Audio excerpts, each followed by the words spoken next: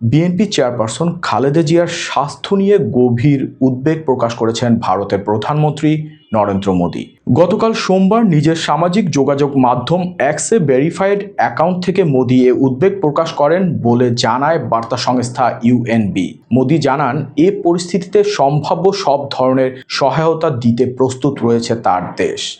এক্সে verified x অ্যাকাউন্টে তিনি লেখেন, বেগম খালেদা জিয়ার স্বাস্থ্যের অবস্থার কথা জেনে গভীর উদ্বেগে আছি, যিনি বাংলাদেশের জনপরিসরে বহু বছর ধরে ভূমিকা রেখেছেন। এক্সে দেওয়া পোস্টে লিখেন মোদী। এতে খালেদা জিয়ার দ্রুত রোগ মুক্তির জন্য প্রার্থনা ও শুভকামনা জানান ভারতের প্রধানমন্ত্রী। ইউএনবির প্রতিবেদনে উল্লেখ করা হয়, সাবেক প্রধানমন্ত্রী খালেদা জিয়ার অবস্থার অবনতি হয় রবিবার রাতে। গত নভেম্বর রাজধানীর এভার কেয়ার হাসপাতালে ভর্তির পর থেকে প্রতিষ্ঠানটির করোনারি কেয়ার ইউনিটে রাখা হয় খালেদা জিয়াকে। তার লিভার, কিডনি ও হার্টে রয়েছে নানান জটিলতা। চিকিৎসাধীন খালেদা জিয়ার অবস্থার অবনতি হয় রবিবার রাতে, পরে তাকে ভেন্টিলেটর সাপোর্টে রাখা হয়।